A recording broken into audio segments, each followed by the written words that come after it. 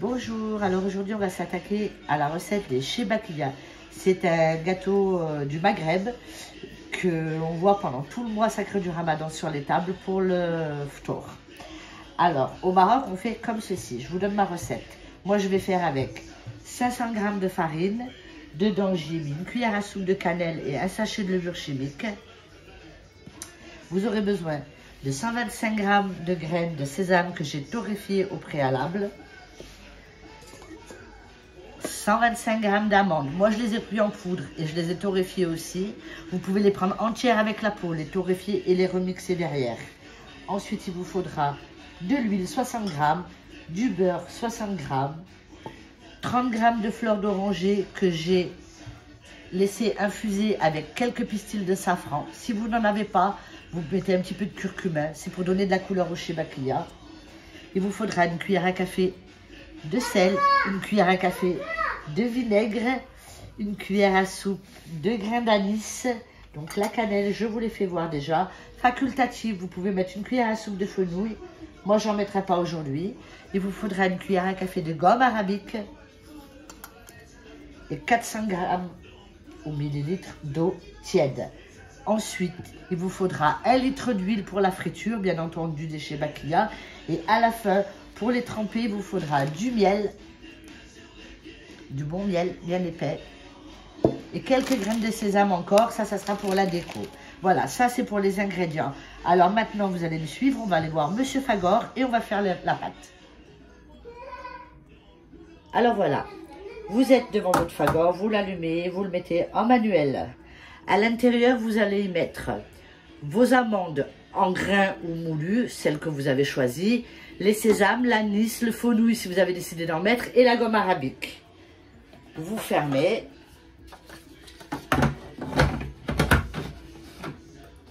Et vous le mettez en pulse 10 secondes.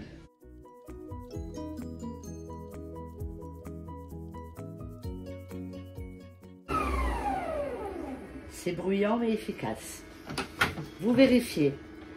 Alors, moi, je vois que c'est parfait. Si c'est pas suffisant, si vous mettez les amandes entières, vous réitérez le même processus une seconde fois.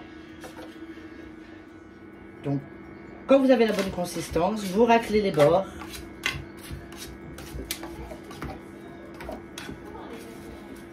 Vous vérifiez bien, c'est surtout la gomme arabique qui aura peut-être eu du mal à se moudre. Donc, vous voyez, pas de problème, vous réitérez 2-3 fois le processus jusqu'à vraiment obtenir une vraie poudre.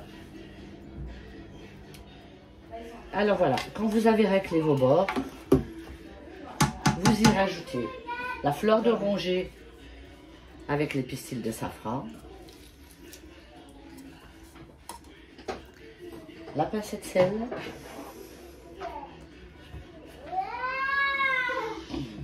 votre huile,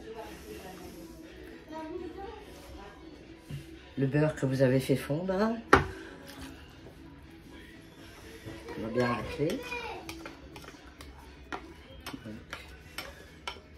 Voilà. Et l'eau.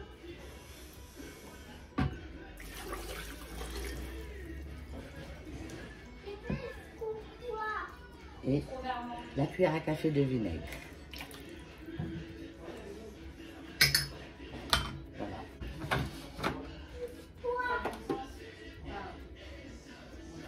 Et donc, toujours en mode manuel. Là, vous ferez 30 secondes sur vitesse 10. Ou bien 2 minutes sur vitesse 4 ou 5 si vous ne voulez pas forcer sur votre robot. Donc, moi, je préfère faire 2 minutes à vitesse 4 sans température.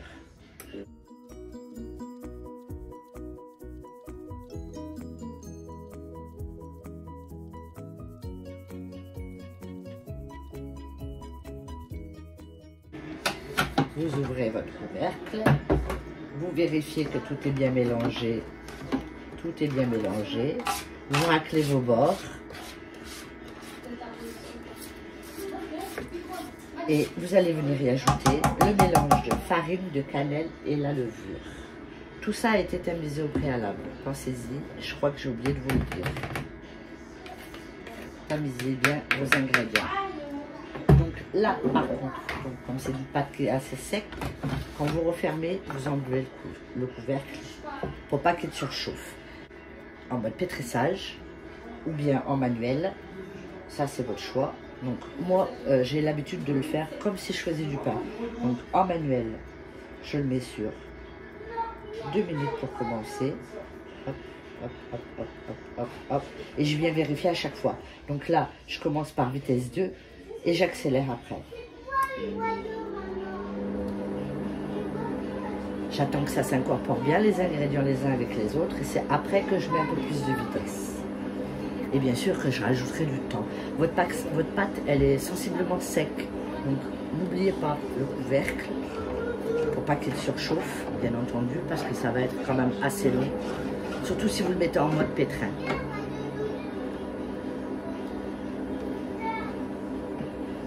Alors, j'augmente ma vitesse à 4. Je le laisse travailler, je laisse terminer les 2 minutes.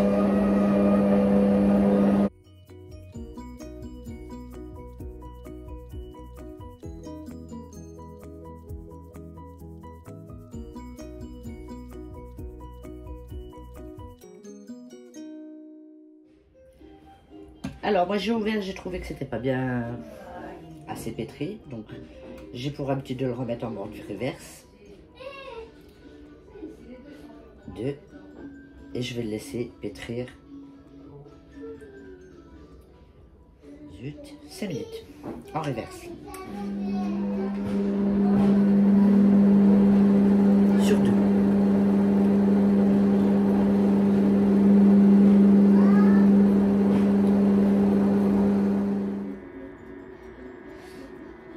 Alors, si au final votre pâte vous semble un petit peu trop humide, vous allez le pulser 10 secondes. C'est souvent parce qu'il reste des ingrédients au fond qui n'ont pas été bien pris.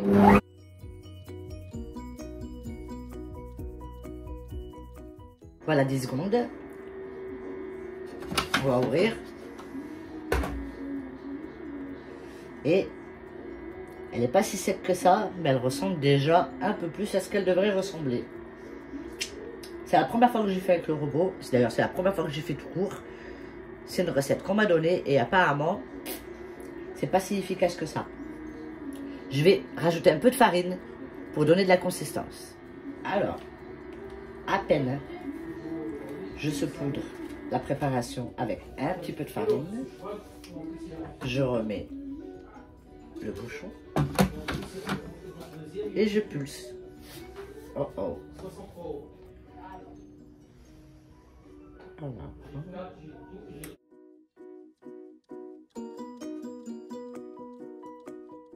10 secondes.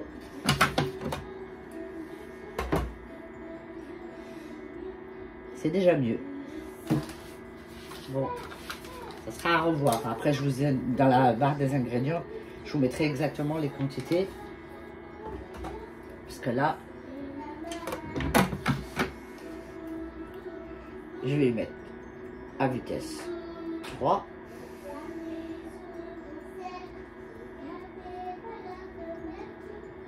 « 4 minutes pour commencer.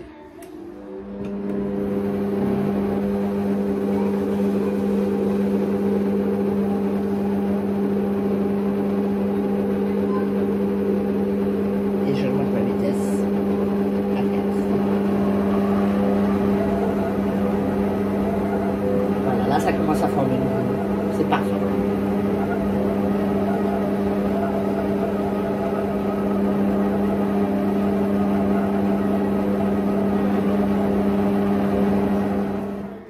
Les 4 minutes se sont écoulées.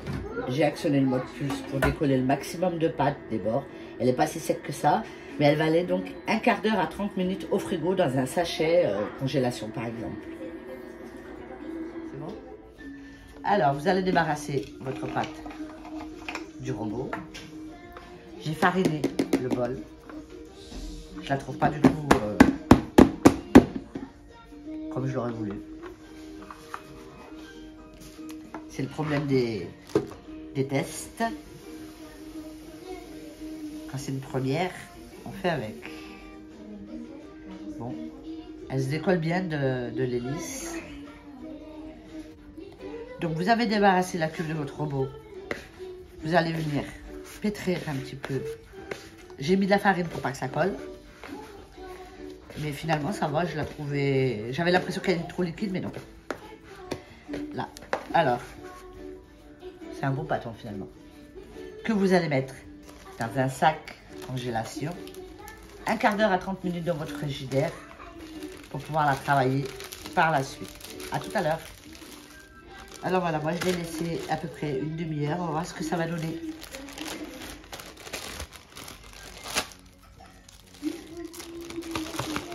Normalement, c'est censé glisser tout seul.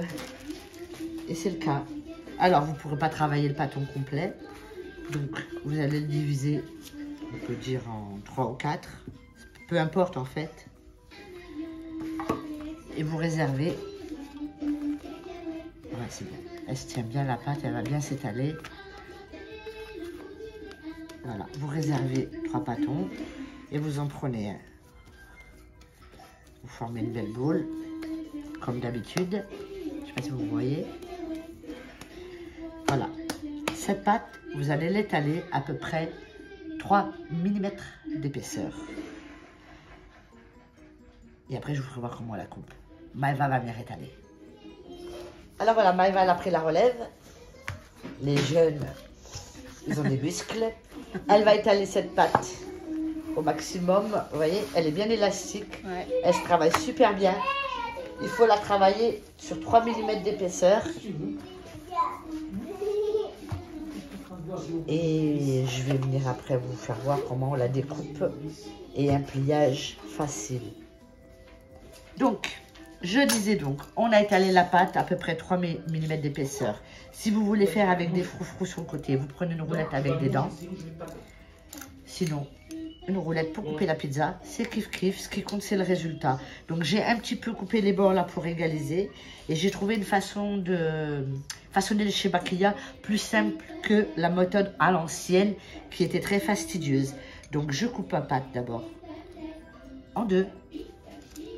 Là, ça va être du surplus aussi, parce qu'il faut que ce soit des bandes. Je fais des petites bandes. Bon, à 2 mm près, c'est pas important l'égalité ou pas, parce que chaque bande sera une shebakia. J'accélère un petit peu. Voilà. Donc là, vous avez des petites bandes. Je vais vous faire voir comment on fait le pliage maintenant. Ensuite, je vais m'occuper de toute ma pâte et je vous ferai voir pour la cuisson.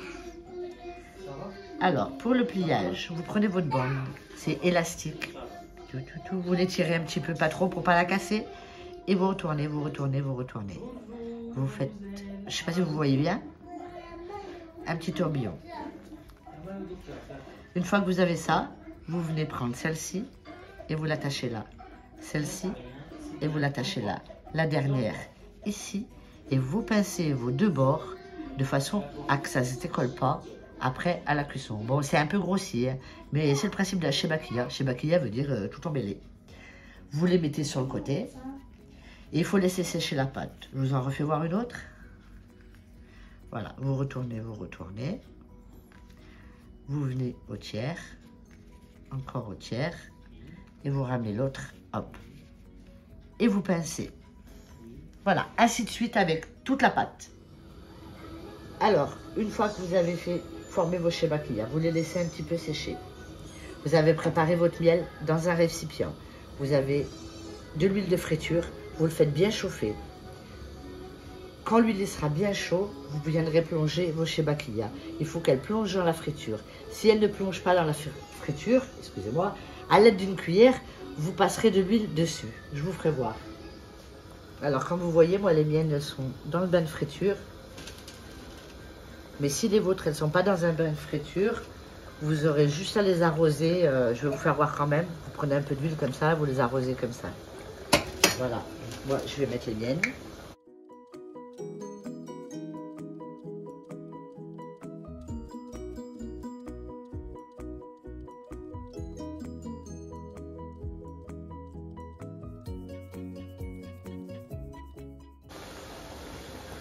baisser un petit peu le feu. Sinon, elles vont griller dehors et elles vont pas être cuites dedans. Vous les laissez cuire. Et puis vous attendez. Alors moi, comme elles sont dans le bain de friture, j'ai pas besoin de les retourner. Vous, s'il n'y a pas beaucoup d'huile, vous les retournez. Mais faites attention de ne pas les casser. Quand elles seront cuites, vous les mettrez directement dans un bain de miel. Et après, je vous expliquerai la suite. Vous voyez, elles cuisent de partout parce qu'elles sont dans le bain.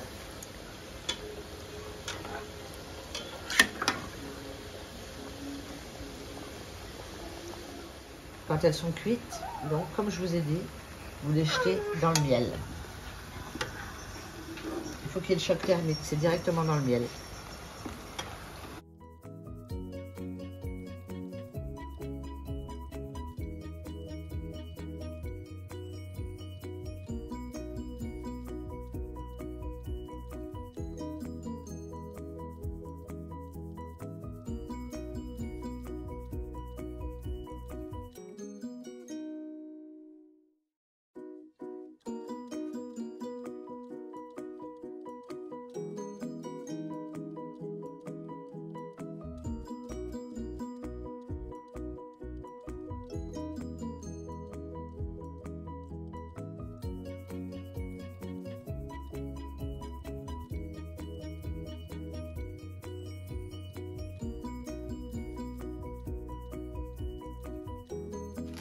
Voilà, alors la première fournée qui a été sortie du trempage et on saupoudre de graines de sésame.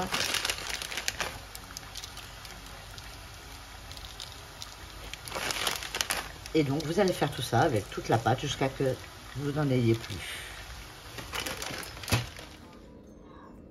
Et voilà, les chebakiyas pour le début du ramadan sont prêtes. On va les laisser un petit peu refroidir et je les mettrai dans une boîte. Elles se conservent super bien. Mais bon, là, j'en ai pour une semaine. Il faudra en refaire. À bientôt!